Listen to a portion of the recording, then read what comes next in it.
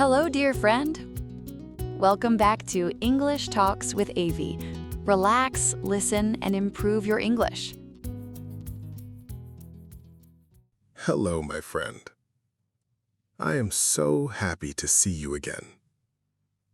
I want you to imagine a very specific moment. It is midnight. The house is dark. You are worried about money. You are worried about your future. Then your phone lights up. A notification appears. You have more money in your account than you have ever seen. What do you do? Do you call the bank? Or do you stay quiet? Today, we are entering the world of Selin and see what happened to her. The silence of the apartment was heavy. Outside, the city of Seattle was covered in a soft, gray rain. The only sound was the refrigerator humming in the kitchen and the rain tapping against the glass.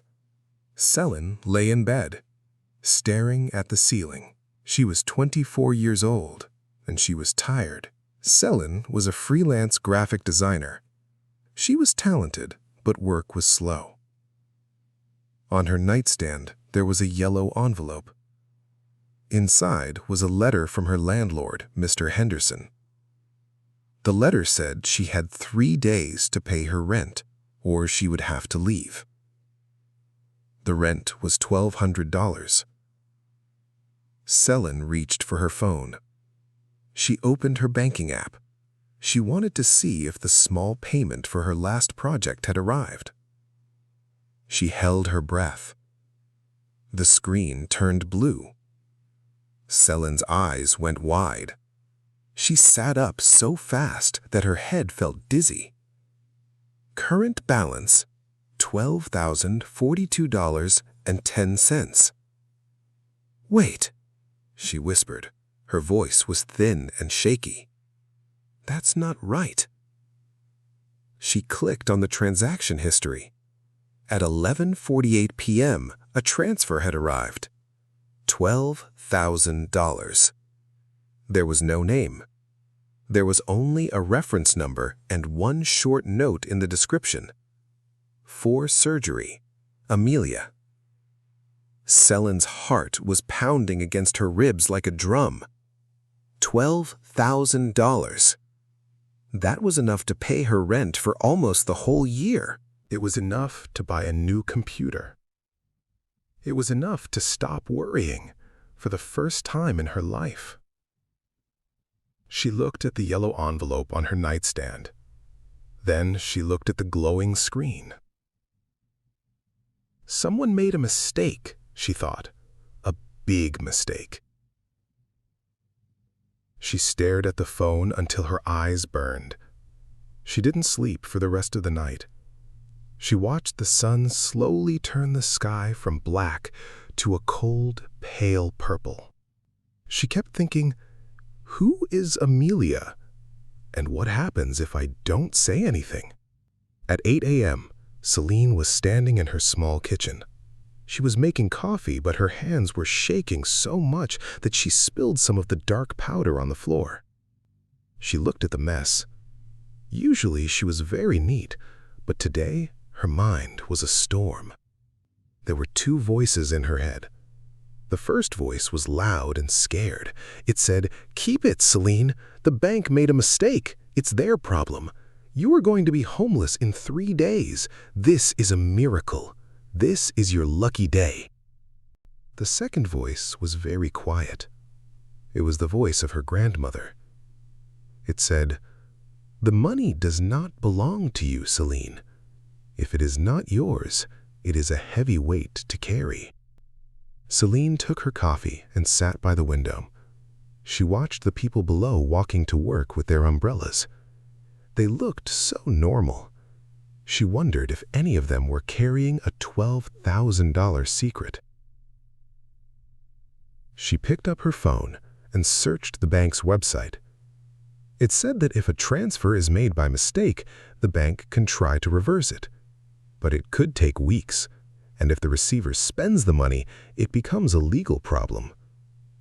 But Selin thought, what if nobody knows? What if the person who sent it has millions of dollars? Maybe they won't even notice. Suddenly, there was a loud knock at the door. Selin jumped, dropping her spoon. "Selin, it's Mr. Henderson," a voice called. Her heart dropped into her stomach. She walked to the door and opened it. Mr. Henderson was an older man with a kind face but very serious eyes. He was wearing his work uniform. "Good morning, Selin," he said. "I'm sorry to bother you so early. I just wanted to check if you got my letter. I really need that rent by Thursday. The building taxes are due." Selin felt the weight of the $12,000 in her pocket. It felt hot. It felt like it was burning through her phone. I'm working on it, Mr. Henderson," she said. Her voice sounded strange to her own ears. "I'll have it soon, I promise." "I hope so," he said gently. "You're a good tenant, Selin. I don't want to see you go." When he walked away, Selin leaned against the door. She felt like she couldn't breathe. She had the money. She could pay him right now. She could go to the ATM, take out the cash, and hand it to him. The problem would be gone. But she couldn't stop thinking about the note. For surgery, Amelia. If the money was for a surgery, someone was waiting for it. Somewhere in the city, or maybe across the world, a person was in a hospital bed. They were waiting for a doctor. They were waiting for a miracle, and that miracle was sitting in Selin's bank account. "I have to find out who sent this," she decided. She put on her coat and walked to the downtown branch of her bank. The bank was a large, cold building with marble floors and high ceilings. The air smelled like paper and expensive perfume. She waited in line for 20 minutes. She felt like everyone was looking at her. She felt like a criminal. When it was finally her turn, she walked up to a young teller with a name tag that said David. "How can I help you today?" David asked, with a professional smile. Selin leaned in. "I received a transfer by mistake. A large one. I want to know where it came from." David typed on his computer. He frowned. He typed more. Then he looked at Selin. "I see the transfer," he said. "It came from a private account at another bank. Because of privacy laws, I cannot give you the name of the person who sent it. I can start a reversal request, but it will take 5 to 7 business days to process." "5 days?" Selin asked. "But the note said it was for surgery. That sounds urgent." "I'm sorry. Those are the rules. Would you like me to start the request?" Selin hesitated. If she started the request, the money would disappear in a week. She would definitely lose her apartment. But if she didn't... "Wait," Selin said. "Can you tell me which bank it came from?" David hesitated. He looked at his manager. Then he looked back at Selin's worried face. "It came from the Community Credit Union on 4th Street. That's all I can tell you." Selin thanked him and ran out of the building. She had a plan. It was a small clue, but it was something. She walked 10 blocks to 4th Street. The rain had stopped, and the sun was trying to come through the clouds. She found the credit union. It was a much smaller, friendlier bank. There were plants in the window and a bowl of candy on the counter. She didn't go to a teller this time. She sat on a bench and looked at her phone. She went to a local social media group for the city. She typed in the search bar, "surgery" and "Amelia." Nothing. Then she tried "lost transfer" and "Amelia." Suddenly, a post appeared from 3 hours ago. It was from a woman named Grace. The post said, "Urgent. My mother, Amelia, is scheduled for heart surgery tomorrow morning. I tried to transfer the final payment to the hospital's billing department last night, but I think I typed the account number wrong. The money is gone. The hospital says they will cancel the surgery if they don't receive it by 4 p.m. today. If anyone knows anything, please help." Selin's heart stopped. She looked at her watch. It was 1:30 p.m. She had 2.5 hours. She clicked on Grace's profile. There was a photo of an older woman in a hospital gown, smiling weakly. She had kind eyes. She looked just like Selin's grandmother. Selin didn't wait. She messaged Grace immediately. "I have your money. Meet me at the credit union on 4th Street. Now." Selin sat on the bench in the bank. She was holding her phone so tight her knuckles were white.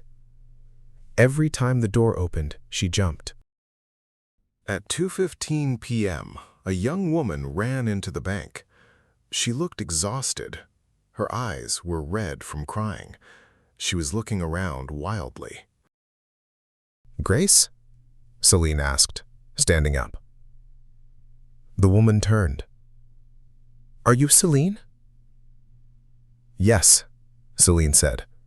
She showed Grace the screen of her phone. She showed her the $12,000 transfer and the note, "For surgery, Amelia." Grace let out a sound that was half laugh and half sob. She covered her mouth with her hands. "Oh, thank God. Oh, thank you. I was so careful, I don't know how I typed the wrong number. My fingers were just... I was so nervous about my mom." They went to the manager's office. Selin explained the situation.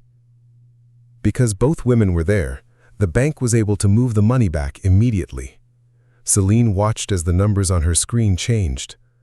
Current balance, $42.10. The miracle was gone. The rent money was gone. Selin felt a strange mix of emotions. She felt a deep, cold fear about her apartment. But she also felt a lightness she couldn't describe. She felt like she could fly. "I don't know how to thank you." They were standing outside the bank now. "Most people would have kept it. You saved her life, Selin, truly." "I almost didn't," Selin admitted. She wanted to be honest. "I'm in a tight spot. I'm about to lose my home." Grace's expression changed. She looked at Selin's tired eyes in her old coat. She reached into her bag and pulled out a business card. "Listen," Grace said. "My family owns a small design firm. From your social media profile, I saw that you were also a graphic designer. We've been looking for a new lead designer for months, but we couldn't find someone we could trust. And after today, I know I can trust you." Selin looked at the card.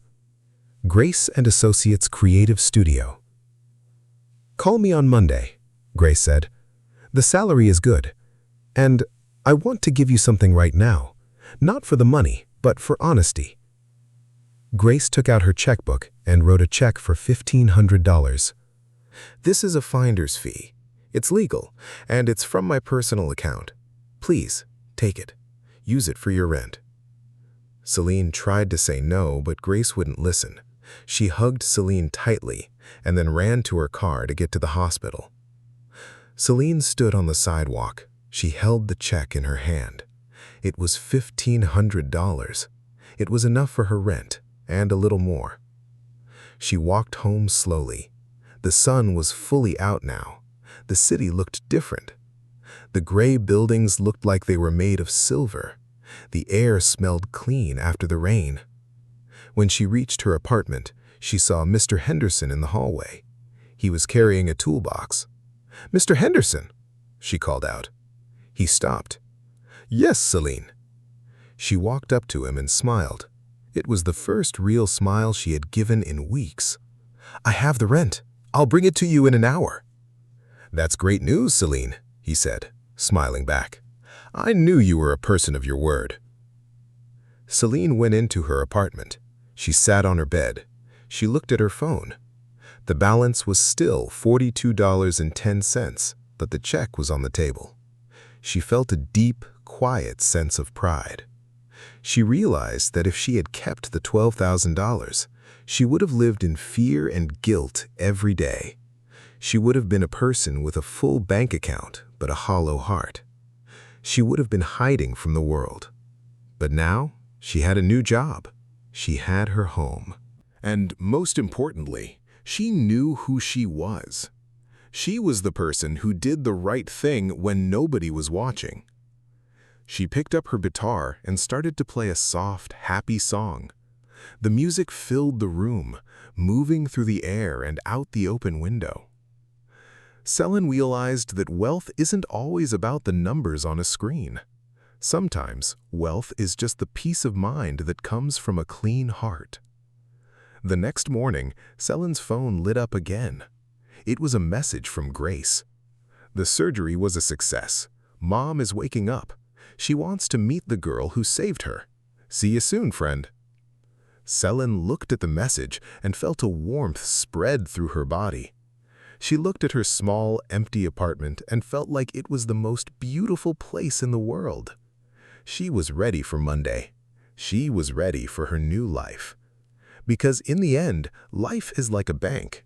You get back exactly what you put in. If you put in honesty and kindness, the interest is a life you can be proud of. And that is a fortune that never runs out. Selin's story is a powerful reminder that our choices define us. It can be so hard to do the right thing when we are struggling, but those are the moments that matter most. We all have different lives and different pressures. Talking about these choices helps us grow. What about you, my friend? What would you do if you found a large amount of money in your account by mistake? Has this ever happened to you? We would love to read your stories and thoughts in the comments. If you enjoyed Selin's journey, please give this video a like and share it. I am so glad we could share this time together. You are doing a wonderful job. Stay honest, stay kind, and I will see you in the next story. Thank you for listening. Subscribe for more English Talks with Avie. You can explore more videos here. Thanks.